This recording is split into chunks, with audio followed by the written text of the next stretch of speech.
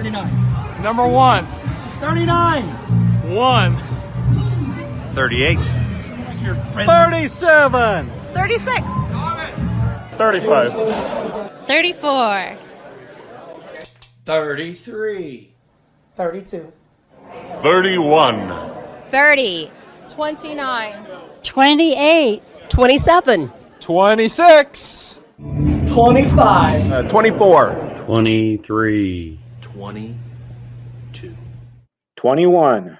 20. 19. 18. 17. 16. 15. 14. 13. 12. 11. 10. 9. 8. 7. 6. 5. 4. 3. 2. 1. It's time for mouthwash. Giddy up.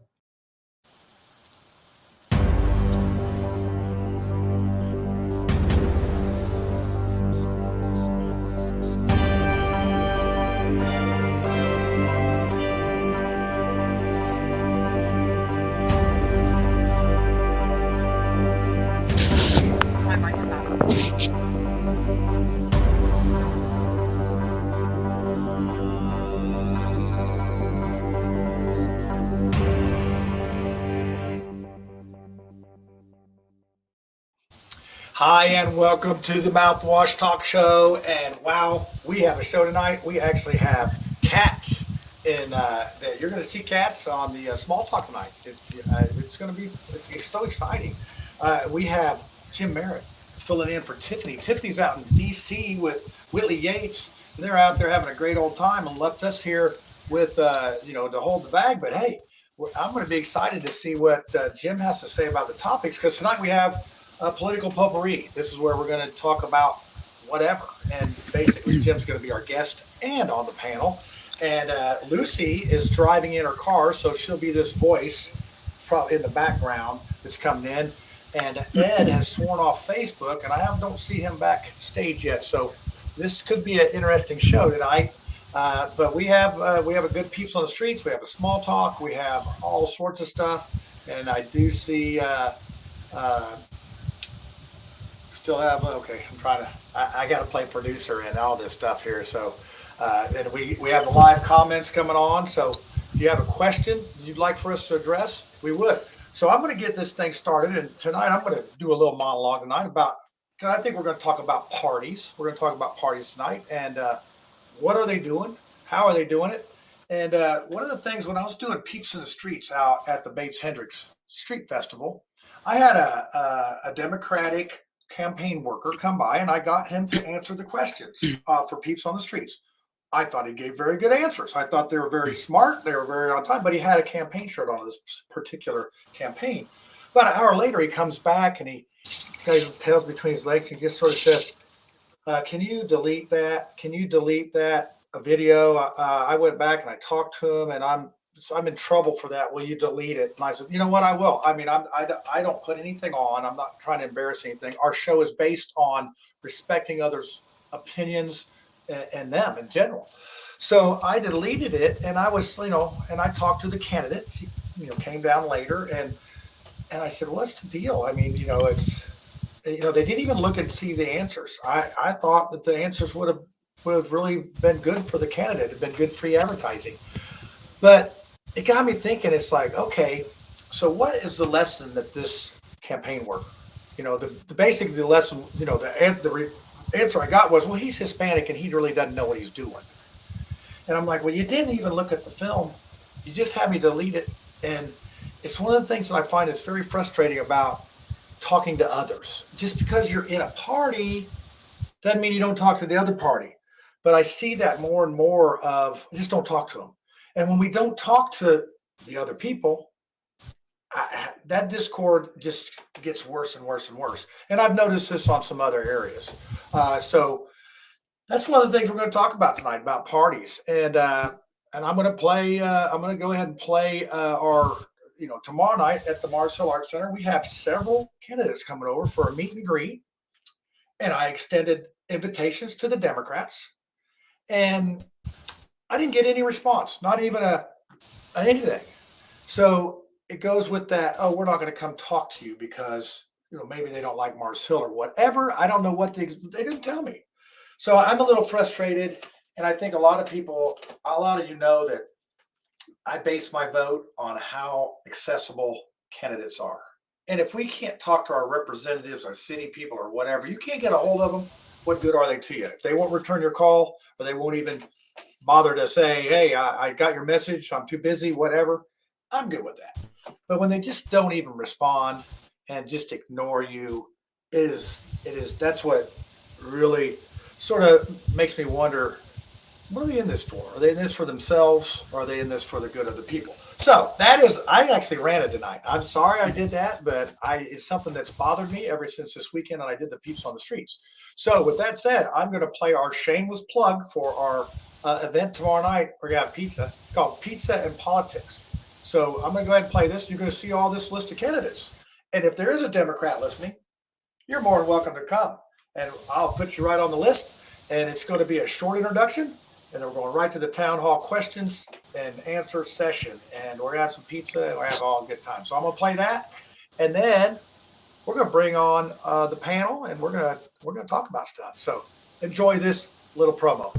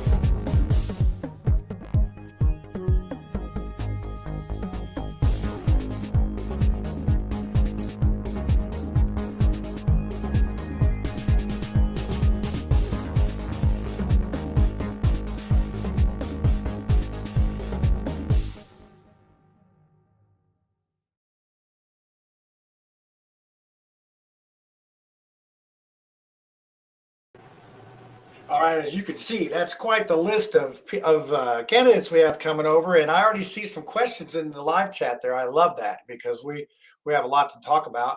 And so we're going to start with our guest of honor tonight, Jim Merritt. How are you doing this evening, Jim?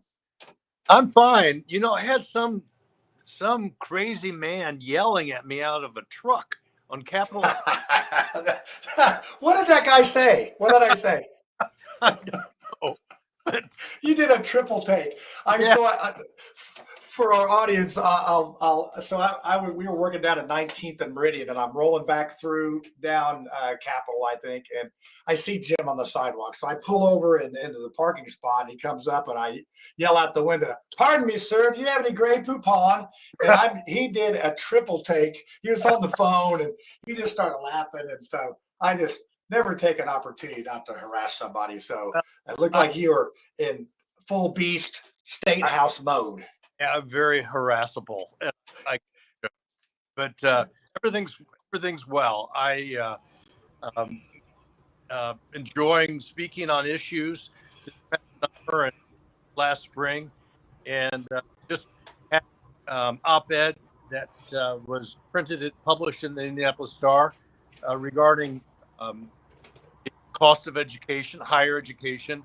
I just don't think that people have the opportunity to go to college anymore. College is not affordable anymore, and I'm calling for transparency. There's a bill in Congress that speaks to this, and not everybody can be Purdue with and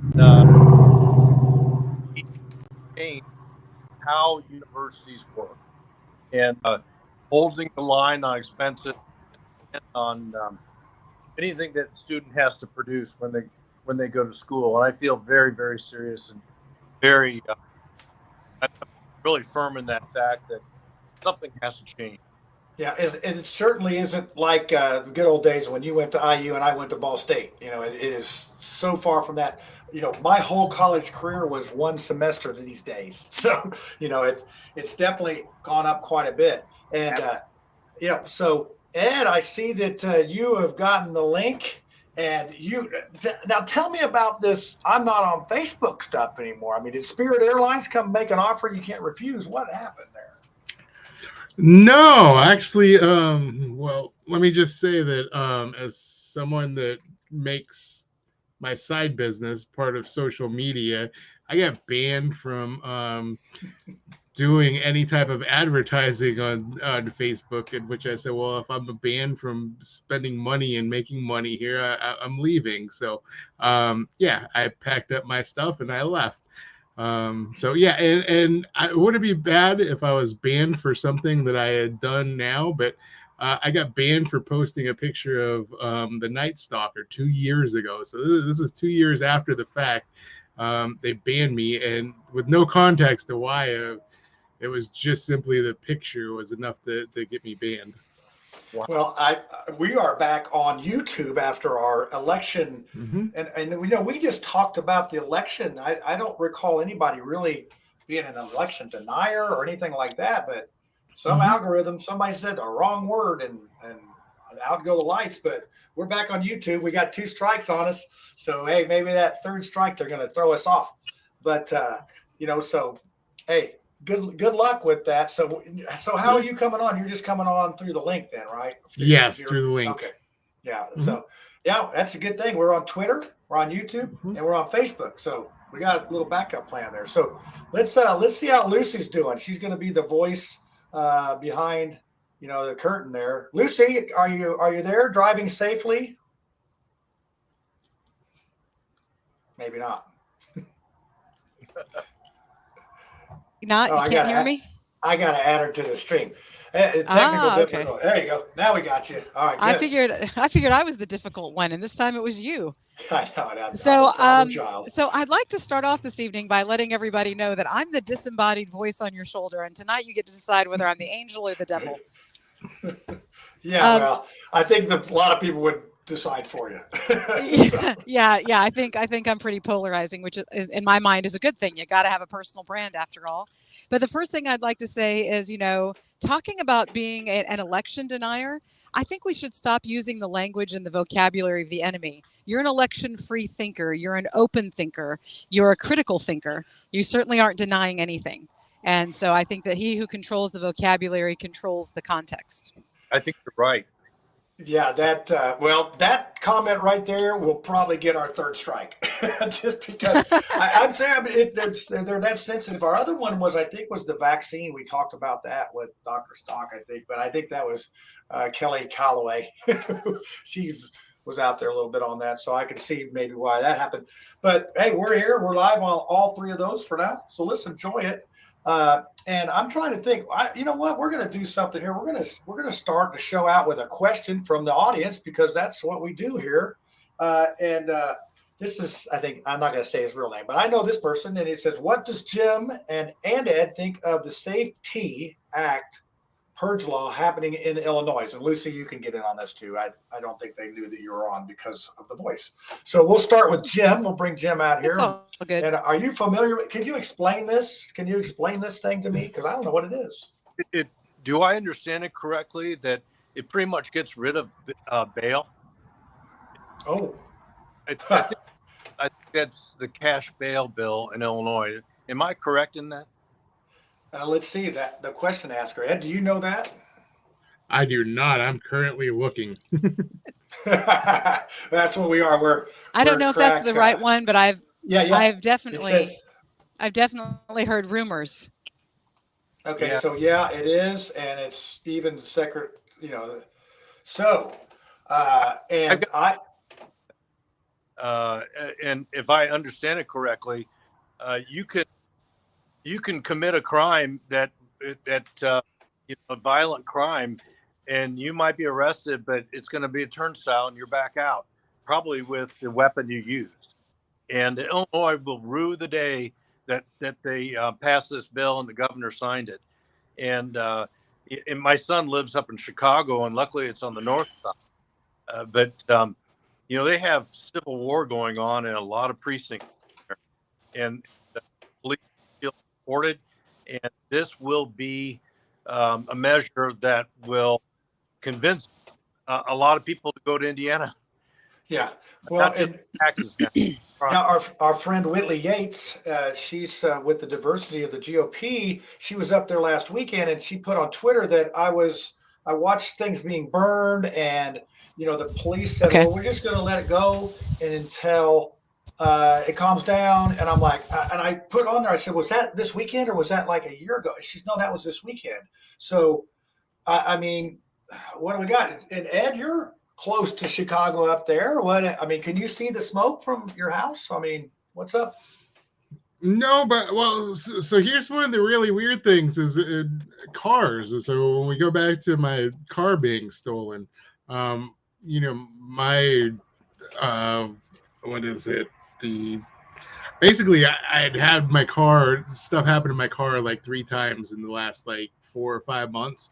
And a lot of the warnings that are going out around here have to do with crime sprees up in Chicago and gangs coming down there and car theft and all that here being related to there, because it's so easy to get cars, smuggle them back to chop shops or do whatever they have to do.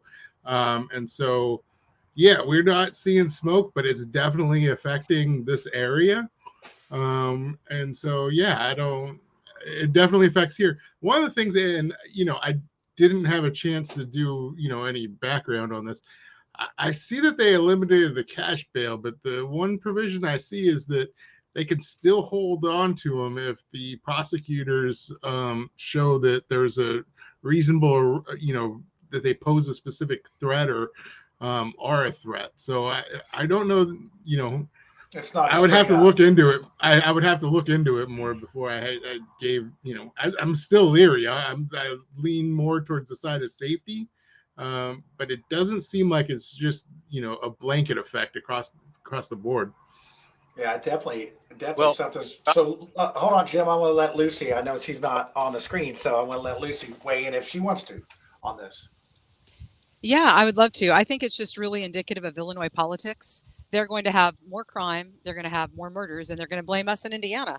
They're going to say that we sold guns to people in Illinois. So I would love to, if Indiana sold a lot more guns to people in Illinois that are good, responsible citizens so that they can defend themselves from the thugs.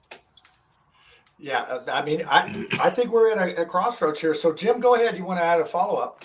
I don't prosecutors. I think prosecutors these days that are in the middle of these cities that have this massive crime, they're not real law enforcement officers. I think they're just kind of see that time in Chicago, New York, and LA, and I really people that live in Illinois. Okay, yeah, you were cutting out a little bit on that. On the answer there, could you repeat the last part? I'm really fearful of since this law has been passed and signed, I'm really fearful for people that live in Illinois. I mentioned my son lives up in Lincoln Park, and I just think this is just a terrible move, and hopefully census will come to legislators in Illinois. I can't. Yeah, that is. I think it's going to be a problem, and I think this may stem from the defund the police and that attitude. Where I agree that we need some reform in some areas, definitely for sure. I know that a lot of folks don't trust law enforcement; they feel like they're going to have harm done to them. I get all that. Unfortunately, I think we need reform across the board on a lot of things. and I really don't see a lot of stuff happening. So, well, I want to get to this next part of the show here because we have some of our questions in there, and this is the peeps on the streets, and it'll be minus my political friend because I mean, if I was a mean political, I would go ahead and play as the thing from it, but I'm not. I'm a nice guy. What the heck? Well, you know, we're going to do that. So let's watch the peeps in the streets here. And I ask a couple questions about things, and we'll see what's on. I picked this particular demographic for a certain reason, and I think you'll see why. So let's go ahead and watch the peeps on the streets, and then we'll come back. I think that'll give us some good topics for discussion. This is John Schmitz for the Peeps on the Streets, and I'm out here at the Bates Hendricks Street Fest. And we're going to ask the peeps on the streets if they know who their House of Representatives is. Do you know which Indiana House Representative District you live in? No, I just moved here. Nope, just moved here. Marion County? Okay. So that being said, do you know who your Indiana House Rep is? Oh, definitely not. I should. I don't. Now, this isn't like how many states are in the union kind of question. So, okay, now the last question is, okay, this one's got to think a little bit. So if there was one thing you could pick out about the government that you really don't think's getting attention, that's a personal thing that you would like to see done with the government, well, it could be whatever, what would it be? I guess just a little more social support to kind of, you're only as strong as your weakest link, so just help out those who need it. Very noble. I mean, that's basically my answer, but if I had to pick something specific, it would be Roe v. Wade. All right. Mine was also Roe v. Wade. All right, well, there you have it. These are issues that are on people's minds. All right, do you know which House of Representatives district you live in? As a matter of fact, I don't. I just recently moved. So Okay. I don't, yeah. So the next question is, do you know who your House of Representative is? Nope. I don't. No. I don't feel bad. That's a common answer. Do you think that there's a problem with folks not knowing exactly who's in their government? Certainly, yeah. I think that people should, right, if you want to be a participant in your government and you want to make changes, stuff like that, you got to know who to vote for, and the only way you can vote, make changes, is you got to start at home, so. That's right. Good answer. Do you think that there's a lot of voter apathy? Yeah, I think so. Could you give me a why on that?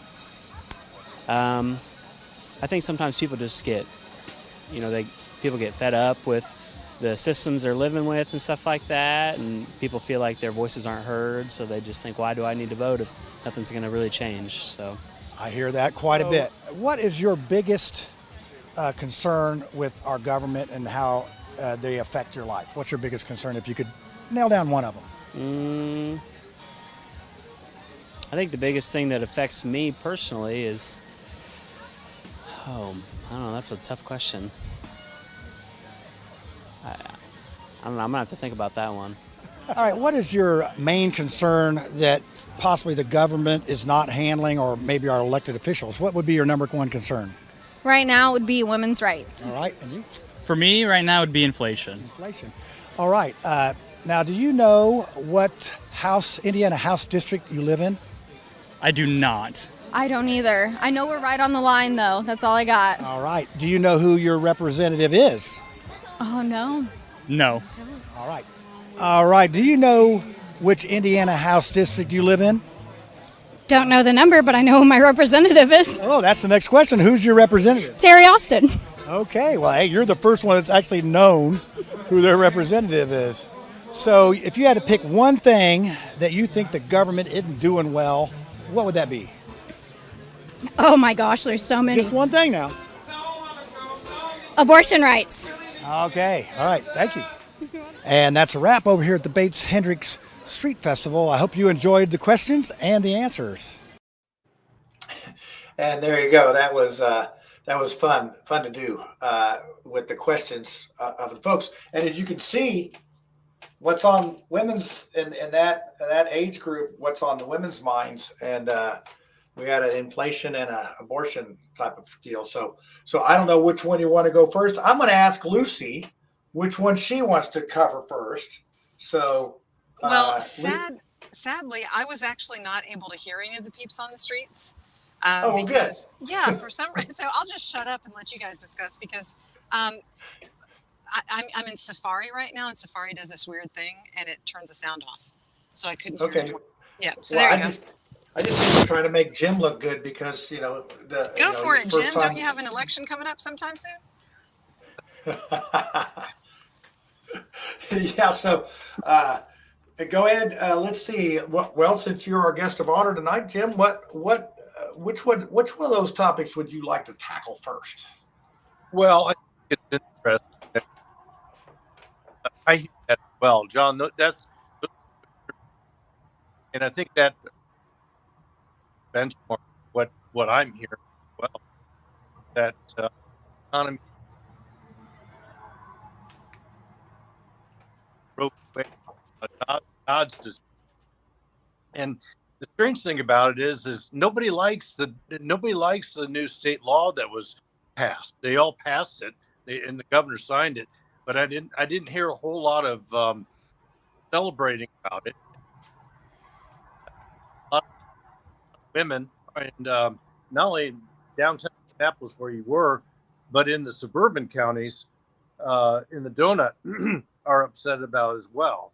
Now, will that be the reason why they go to the polls? Will they vote against? Will they know who to vote against or why they're voting against that individual? I don't know. However, all you hear is either the the life question or the economy. I've always thought over started stuffing envelopes in 1995, so for the longest time, I've heard and believed that it was pocketbook issue. It's still that something's going to. We know, I believe, we'll know that Republicans well. However, if life is that's different. Yeah, and your feed's breaking up a little bit. I could figure out what mostly you were saying there. All right. And I think it's your. I think, are you on cell phone? Is that sometimes? Yeah. When I couldn't get in on my laptop. Yeah. So a lot of times the cell phone will cut out your audio to keep your video going. So that's sort of what Lucy's on her video. That's why hers is real clear on that. But I think I got the gist of that, and I do agree that this bill that was made was I'll put me out there. This bill didn't make anybody happy. I mean, it was, it didn't go far enough, and it went too far. And I think, the people that are really mad about this think that it's a total ban, and it's not really a total ban, but it's being represented that way. So it's an issue. So Ed, what are you finding up in the South Bend area? Do you find anything locally about this?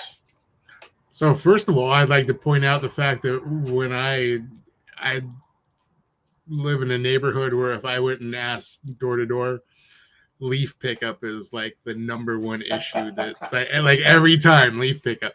I said I'm running for state office, and they're like, fix my leaves. And I was like, state doesn't do anything with your local leaves. So but the other part of it is, I am a supporter of abortion rights, but I also understand from an electoral standpoint, the pocketbook does like an abortion access is something that people have in a worst case scenario.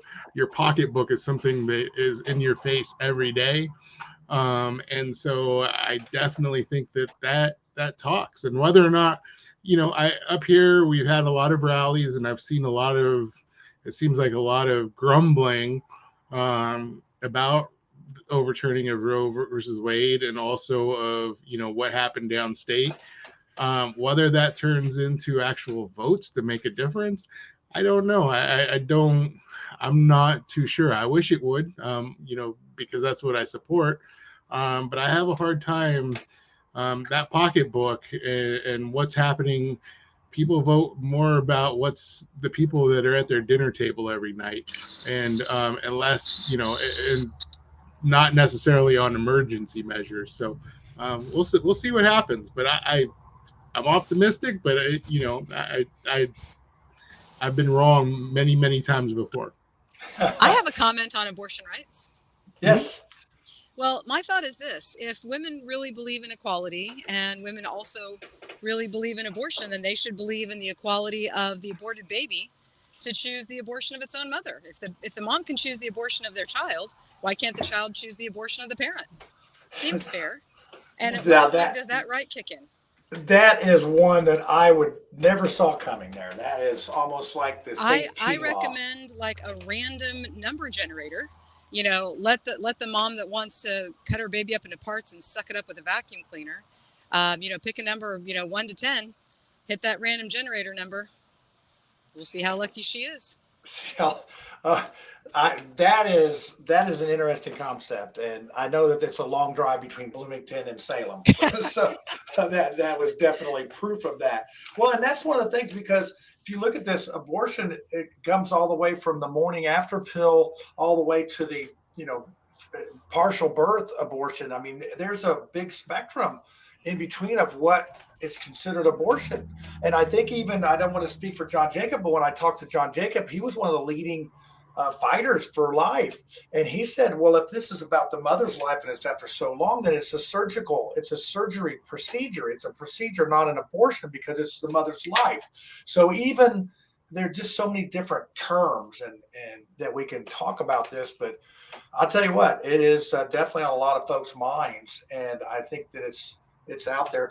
I'm going to ask a question for Jim. I'm going to bring you out here on the spot. And why do you think that because they did on the special session, they didn't have to cover this? Why did you think that they felt the need to cover this? And then, in my opinion, cover it poorly? John, can you? Okay. It's a little. Let's do this. Can you go out and come back in? Yeah. I know we've had that, and I'll ask Ed that while you do that. I will do that. Yeah. So the technical, we had troubles with Dr. Stock before, and you got to love this one. Our high budget film here. So I'll ask you that same question. What do you think about why do you think that they covered this? Because they could have just waited until after the midterms in Indiana. I mean, Roe was on there, but the parties that are in charge seem to not want to talk about things, so they can just run the clock out. Do you think that's an unforced error? And I won't call it an unforced error. So that many of the Republicans who pushed this forward have been running on this for a long time. And the moment came that, okay, it's turn. You need to do something about it. And they may not have gone far enough for some Republicans, but they had to do something. Like, you can't run on an issue the way that and campaign and raise money on it and not actually do something when that moment comes. And I think there was pressure to do something, even if it wasn't perfect, to at least get something done. And so that was my take on it. I think that's a very good take, because there was a lot of folks that had been pushing for this, and then when it did come, they're like, what do we do? What do we do now? Mm-hmm. So getting some pressure from that. So let's see if we got Jim back on here with some. Yeah, can you hear me any better now? Yeah. Okay. I don't know what's the deal with the feed, but sometimes it'll do that. So go ahead. This is a really interesting topic. I started serving in 1990. And from the very beginning, I until the end, and now, I believed in life. I believe in the life of the mother, the rape and incest, and I stuck with that position for my whole career, and I'm still there. It's something that my constituents wanted, and you see this from Kyle Walker, who's in the same seat, as well as what I felt part. Now, the legislature, about 100 members of the legislature, Senate and House, sent a letter to the governor saying, if the Dobbs decision comes up the way they think it is, they wanted to be called back into special session for the specific purpose of passing a law that would change the abortion law in the state of Indiana. Well, that got there, and then all of a sudden you had the leak in the Supreme Court giving us a preview of what we all thought was going to happen. And then by the end of June, the Supreme Court released their decision, and the legislature got caught flat-footed. It was obvious they weren't ready to go into session July 6th when the governor had called them back in. It took them weeks, and then the session was sloppy, and they weren't able really to get what they really wanted out there. And there's a lot of bickering, and I told many people back in June that if this comes down, they ought to take the last 5 months of the year, July on, and come up with a bill that the majority of the representatives and the senators can vote on and support, and do it in the normal business of the General Assembly session next year in 2023. That didn't happen, and that's why I said in the beginning that this is a law that has no father. There's relatively no one that likes this law. No, so, I agree. There's just not. So, do you think that they'll revisit this, or is this, they're just going to let this go, or are they going to wait for the election results and say, hey, we got to do, if we want to stay around, we got to fix something? Well, they'll have to. They will revisit it next year because there are people there that believe in life totally, and I think the law right now is going to stay the same.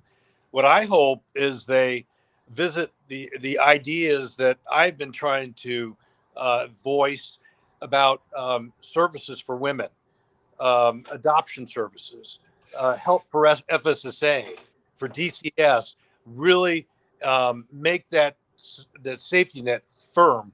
And I think that is really important in a budget year next year. Yeah, and I think that's great. And you sparked a thought in my mind. Our pastor has been trying to adopt a child for 4 years, and me and my wife are trying to get into the foster program. And it is like signing up to take a moon mission to NASA. I mean, it is unbelievable what you have to do for this. And I agree. We have sort of painted ourselves into a corner in this situation, and I do agree. They got caught flat-footed, and it just looked sloppy. It reminded me a little bit of how the RIFTA went down with just the signing behind closed doors. There was just some stuff that were just enough stuff there to make people get upset. But you look at RIFTA, and RIFTA's really, I mean, in the long term of things, it's really not affected our state like they said it was going to. We're going to lose business. It's going to be sued. Everybody. It hadn't really done that much. Maybe a couple of these Catholic schools that have gotten rid of teachers, possibly, but it is. Paul, we before we adjourned sine die, and that really took the heat off that law, and we were able to be agile enough to have a trailer to that bill, and many people that were on the committee that passed RFRA never really saw any opposition to it. And so with this, everybody got their say. This is an issue that it was going to be very difficult to find somebody really happy about it. Yeah, that is, when you make a bill that nobody likes, I don't know who you're trying to impress with that. So Ed, what do you have a thought about that as far as solutions other than abortion, possibly? I think Jim and I kind of agree on, providing the services. I've known some young they eventually became mothers, but some young women that made difficult decisions when they were younger to not have their child, and eventually ended up having children down the road. And I could tell you right now, a lot of it came down to they weren't prepared to be that mother. And I think providing services may help in a lot of those cases. Being able to not just throwing money at the problem, but actually providing whether it's job training, whether it's counseling, like giving actual services to help. And so I think there's some agreement there. And I think that's something that we should definitely be focused on. Yeah, I'd like to weigh in on this, if you don't mind. I forgot you were here, Lucy. I'm sorry. It's the disembodied voice, and you're either going to think I'm a devil or an angel on this one too. Because, weighing in as the only person, in the panel right now that actually can give birth to a child and You're a face that birthing decision. person. Yeah, I really hate that thing, that title. But, what's really interesting to me about this discussion is we're talking about more government involvement. Jim, I've got to disagree with you on the DCS thing. We already know that DCS is out of control. They are the biggest child trafficking organization state by state. We are losing kids in foster care. It's almost like a lottery to get a baby, and people are picking winners and losers. So if we can't get the government money out of it, then why wouldn't we consider almost like a school choice voucher type thing? The people that are willing to come forward and be, vetted as parents or whatever, prove that they have the means to take care of a child and all that good stuff. Why not move it more towards the private sector and let them have a voucher to pay for the attorneys? Why are we always wanting some government to do this? I'll let you follow up on that. Well, I think you have a good idea there. A lot of the money that was allotted, that I hate to say budgeted because they didn't have a budget, but they put an incredible amount of money this past special session in what they call the Women's Center, and this is not a governmental entity, and so Lucy, I think you have something there where we need to rely more on ourselves, on churches, and I have a good friend who runs life centers in Indiana, and I had an interview with somebody that runs the Trinity Center in Carmel, and we have to do a better job of taking care of people because this law is going to be more stringent on women, and we hope they would carry the baby and adopt. And so how do we do that? We incentivize them to do so. And I think this is open for innovation. And Lucy, that's one idea. That's a good one. Yeah. And I'll tell you, Lisa does the Do Something Indie show, and she had as a guest the woman that started the baby box that's at the firehouses. And, because people were putting their baby in a dumpster. And then she also had another guest that would take said baby that would be put in a dumpster and that nobody claimed and would adopt them. And she's given burial to, I think, 42 babies. Yeah. And then some people. John, she's wonderful. Yeah. So that all started at Community North Hospital, and baby Efren passed away 6 feet away from the door of the emergency room, and that's when that's when we wrote the law, and established the state, and that's where the baby boxes. That's where that grew from. Yeah, if you want to go see that, look up the Do Something Indie, and Lisa did that one, and then also the lady that adopts those children and gives them proper burial. But there's people that go to a hospital if their baby's stillborn, they leave and don't come back. And we have that situation in our morgue. There, I think there's 175 people that aren't claimed. I mean, it's tough sledding. It's tough sledding when we get to that point. And I think we need to all chip in. I think everybody needs to pick it up. If you are a pro-life person, how many foster kids you want? If I hate to say that, but we need to step it up a little bit more. I think the solution is between the lines on this. I mean, I don't think a government's going to be the solution as far as restricting this or restricting that. But how about this idea? Let's make a society where you want to bring a kid into it and you want them to, prosper, and you want to do that. Let's make that the best thing now.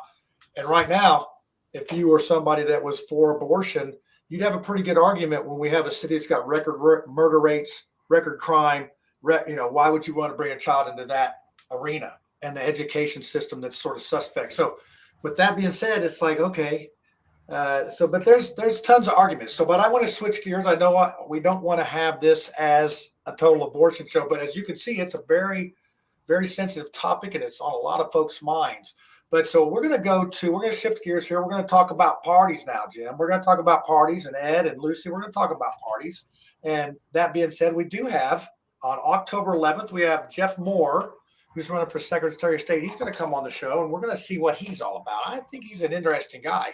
And then we do have, for education, Jennifer McCormick is going to come on. So I want to ask Jim what he thinks about her. I'm curious about that, so I'm going to do that. But first of all, we're going to listen to Mark Smallman's Small Talk, and then we're going to talk about parties and their structure and all that good stuff. So here you go. And hey, there's cats involved today on the show, so this is going to make everybody happy. Cats and parties. Party cats. I'm Mark Small. This is Small Talk. This is September 20th, 2022. I'm going to talk about political parties, but one political party in particular. I'm a Republican. I'm precinct committee person in Marion County, Washington Township, precinct 21-01. I'm also the Republican nominee for Indiana House State District 86. Now, here's the thing. People say, well, you're not a Republican. You don't have Republican values. You know what? The Republican Party is a corporation. It doesn't have any stated values, but it does have something that's been really screwed up over the last 15 years. When the teabaggers decided to wage their war on politics and take things over, one of the things that they did was they tried to take over the Republican Party as much as possible. Consequently, we're looking at a Republican Party in Indiana that essentially is a closely held, not-for-profit corporation. Think about that. It's a political party. Now, it's got to be one of three things to do business in the state of Indiana, either a sole proprietorship, a partnership, or a corporation. You can have limited liability entities in there, but they're all basically one of those three things. So if you want to take over a political party, how do you do it? Well, you get elected to their leadership, right? Not so much. There are rules for the Indiana State Committee. See, the Indiana Republican Party is a DBA of the State Committee. And the State Committee says that it is the supreme authority over all things for the Republican Party. Things relate back to the bylaws on how you get onto that State Committee. And between 3 and 27 people run the State Committee. Now, I don't know what the Democratic Party has. I did a cursory examination of it, but I'm a Republican, so I really don't give a damn right now what the Democrats do. They do the same thing on having a closely held, not-for-profit corporation as a political party. That's repugnant to the notion of what we have as government. We should be able to take that over. I don't care what party it is. What's going to be next? Now, one of the oil corporations might as well comes in and says, no, we've got our own party. This is what it is. You want to know where our money comes from? Go to hell. And then they cite Citizens United. This is bad that we have corporations this much in control. Now, it's gone way beyond what anybody thought was possible, probable, whatever. But this has to do with how we run things as a people, and we shouldn't tolerate it. We need to change our laws in Indiana as far as corporations are concerned and say that if you're a not-for-profit and a political party, guess what? People have to be able to take that party over. I'm Mark Small. This is Small Talk for September 20th, 2022. Peace, love, happiness. Take care. Well, that was definitely different. We had Tiffanie Vivo on last week, and Mark was subdued when the judge was on there. So I think she had a calming effect on him, but he's back to his rare form about going on some stuff, talking about the Tea Party and he covered it all. And when we had a cat in there, I actually was listening to him and watching the cat. I was watching the cat. Yeah, but I saw your wheels turning on there too. I saw your wheels turning. But I want to get to you in a second, Jim. But I want to hear Lucy. I want to hear what Lucy says about this first, because her and Mark are tight. I mean, I'm just going to tell you right now, they're really buddies. They have coffee every morning together, have a little talk. That's how it goes. Mark and I are friends, but there are some things that he and I just disagree on. Like basic liberty, following the Constitution. He wants to pick and choose. He's, all about the first, but thinks he can take away my second. So I'm pretty scrappy, though. I think I could take him in a fight.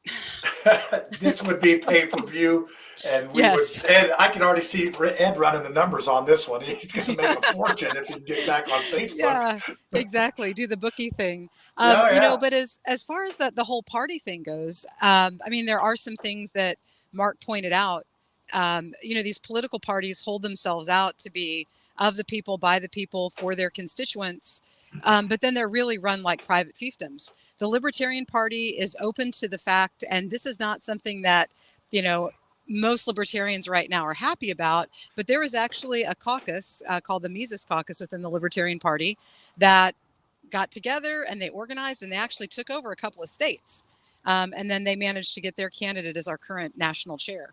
So, it is important, as Mark pointed out, to have a process like that so that those who, I hate to say it, but if they're better at organizing and they're better at fundraising than a different faction, if they're willing to do the work, they should be able to win. Yeah, and as you being what's considered a minor party in Indiana, it's definitely tricky. Now, I got a question. I don't know if you know this, Lucy. To be a major party, so see, we're going to have an interesting Secretary of State race. So just let's say that this Jeff Moore, he's a great guy. He comes in there and he wins 40%. Does that mean you guys get to be a major party? Yeah, in fact, it only takes 10% in Indiana in the Secretary of State's race for us to get that, and it would present some interesting challenges for the Libertarian Party, because then at that point we've got to have everybody staffed county by county. Yeah, that's a huge effort. It would be. It'd be like the abortion law coming down, and then you got to do something. I mean, it times 10 probably. Yeah, it really is. But the interesting thing about the Secretary of State's race that I think is really interesting is the transparency in the Libertarian Party, for example, versus the lack of transparency in the Republican Party. So, Jim, I got to pick on your party here for a minute, because the candidate that you guys have set forward that won in the primary has apparently been fired from the office of the Secretary of State on 2 different occasions. And apparently before he won, if I understand correctly, maybe you can correct on me whether it's before he won the nomination or after, he went out and bought himself a brand new car. Apparently with donor funds. That kind of thing just doesn't happen. Right. He won that fair and square. He spun that big wheel and won it on the Price is Right. Yeah. So my question for the voters is going to be, do you want a candidate like the Libertarian candidate who believes that, if you can track the Amazon guy driving up to your door and dropping off your package, and then you can see the picture of it, because they take a picture when they drop it off. Why aren't your votes at least as trackable as Amazon? Are we trying to say that maybe government can't perform a simple function every couple of years that Amazon does millions of times a day? I think we're saying that government can't perform a lot of functions, but yeah, it's just going to be very interesting, and you can save all those questions for Jeff on October 11th. So, but now we've given a lot of ammunition here, a lot of comments. So let's get Jim out here and see let's cut this out. And then I'm going to let Ed, Jim's going to load up the bases, and then Ed's going to come up to bat. So there we go. All right. John, Lucy, did Jeff Moore hit Mike? And the reason why I asked you that is because Diego Morales has crisscrossed the states umpteen times. And you need an automobile, and I've made my own car. Lucy, I've made this point in a lot of ways.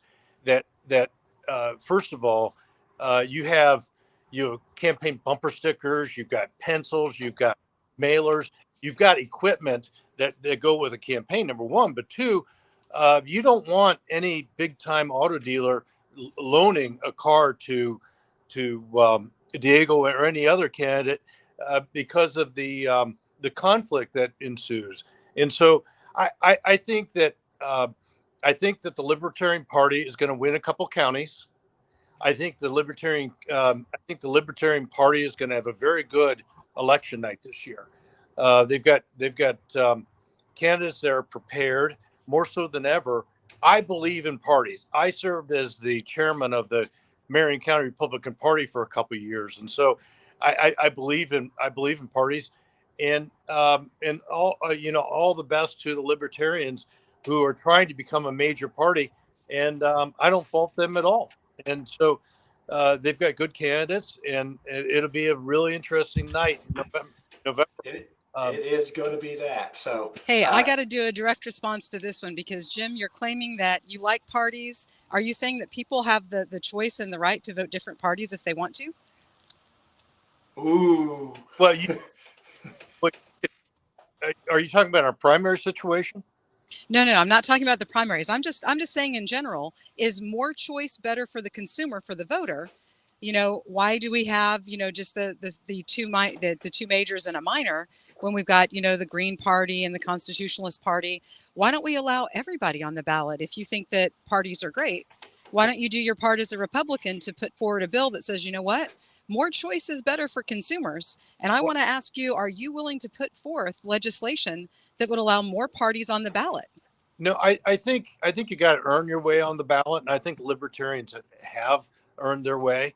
And so, if the Green Party or any other party that comes that is not if somebody comes along that's significant, I think so. But we actually have a ballot that people almost there's so many candidates that it becomes it's freedom and liberty, but people tell me that it's just cumbersome. Okay. And that's what liberty really is. Well, Jim, let me tell you what liberty really is. Liberty really is people getting on the ballot without undue obligation, burden, and obstacles that are created specifically. You say we earned our way onto the ballot. Yes, the Libertarian Party in 1994 earned the way onto the ballot in spite of all the obstacles thrown at us to keep us off of the ballot by the two old parties. And that's exactly what this is. You have a duopoly who has a vested interest in maintaining control of the purse strings of the fraud and the criminality that comes from the political system. You see, I'm not getting anybody offering to loan me a car, regardless of the conflict of interest, because they know that as a libertarian, I will not give them my vote on any legislation later. So there is no point in anybody giving me any sort of, $250,000 from Eli Lilly or something like that. It just isn't going to happen. So the real question is will you, as a person who says that they like parties, they like consumers having choices, are you willing to dismantle the very system that keeps you in power for the betterment of the voters to have a wider choice? What do you say, Jim? Are you willing to do that? Yeah, that's putting you on the spot. I'll give you the same answer I did before. I think you need to show you're a party rather than just a fly-by-night entity. And so that's why we put the framework together so many years ago of what a party actually is. And we've seen the Libertarian Party pull themselves up by their bootstraps and come to the table. There, they earned it. Yeah, we came to the table in spite of the obstacles that you threw at us. You kept throwing them at us. We kept hurtling over them. But I'll tell you one obstacle we couldn't come over, and that was actually when I ran in 2016, and Todd Young, my opponent, did not have enough signatures to get on the ballot, but it was overlooked. He should not have been my opponent in 2016 because he did not follow the rules and he did not have enough signatures. And yet that was completely overlooked. So now even within your own party, you have someone who is so overconfident that the fraud would be there to carry him that, bam, he was there to debate me, but he had no right to be because he didn't do the work. But we did the work. So now you have your own GOP flaunting. Yeah. If we talk about signatures, that's a whole nother show. Yeah. I've been in that boat. But yeah, and I think that makes a persona to the public that, what's going on. We need some more competition. So, Ed, I'm going to bring you here on this one. And let's hear a Democratic view from this, because you guys aren't a minor party, maybe in rural areas, maybe, but not. We're outnumbered. We're clearly outnumbered here in Indiana, but definitely not a minor party. And I will say that we talked about voter. When you're doing peeps on the street, you're talking about voter apathy. And one of the things that I've always really kind of fallen on with the voter apathy is two things. One, of people feeling whether it's either of the two big parties, right? And I leave the libertarians off of this list just because it's the elected officials, and across the board it's Republicans or Democrats, but people feeling like no matter what I do, no matter what choice I make, it's not going to change. And so we have apathy there. But also, I talk to people, whether they're Republicans or Democrats, that are apathetic because are frustrated with even within their own parties of feeling like they just get lost. We're talking about precinct chairs all the way up to state, officials. A lot of people not even really understanding what the different processes are. You have people that don't even understand who their representative is. Like I said, I'm running for a state office here, and then having people seriously come time and time again and wanting to talk about leaf pickup and not understanding I have this problem. This isn't the official that I need to talk to. If I have a problem, who am I supposed to even go to? And so I think a lot of it gets lost in that, whether it's the actual parties or even just the scope and the size of government and people in their day-to-day lives. You got enough to do without having to worry about who, we have these wonderful things in Indiana that we didn't have in California called townships. And I've seen some of these township trustees do some wonderful things. And I also know a lot of people around that don't even know that there's a resource available to them there. And so to me, it gets back to your point, John, of I really like seeing those politicians that get out and are accessible and can talk to people, educate people. We may not agree on things, but I can at least lead you to where the right resources that you need to help you in this situation. And so I think we have a lot of work to do, and I think there's a lot of common ground, but I also think there's a lot of problems with both parties. So, yeah, well, Ed, I got an idea for you how to get elected. So, you could identify as a rake, and man, you will be elected like in no time at all. So, Ed never wants to run again. Never. It just be all good. So you can put all the leaves in Lake Michigan and then call it, fish hatchery or don't let me be your campaign manager. That's for sure. I get paid too much to be on this show. I'm not ever leaving. Oh, I know it. It's the pay is. It's great, but I'll tell you what. Our hour has gone quickly here, so I'm going to bring our guest panelists on here, and we definitely want you to come back. I'm not going to say I hope Tiffanie goes out of town more often, but you've been wonderful tonight, Jim. We appreciated you being on. Once we got through that little technical thing there, I'm spot on. So appreciate it, John. Yep. So thanks, Jim. You're a good sport. Yeah, you survived Lucy really pretty well too. I think her driving, might have helped out a little bit. And then we had the cats with Mark Small that helped out. So I think, we had a good atmosphere here. So, that's going to do it for the show tonight. And like I said, once again, Jim, appreciate you coming on. You're definitely a politician that is accessible. And as you know, that's about 80% of why I'll vote for somebody. If I can't get a hold of them, they ain't no good to me. So appreciate it. And Ed, hopefully you get your internet stuff going again. You can start making bank. And Lucy, hopefully you drive safe to get back home. So with that being said, let's all do the peace out, and I'll run the end of this show. All right, man. Thank you.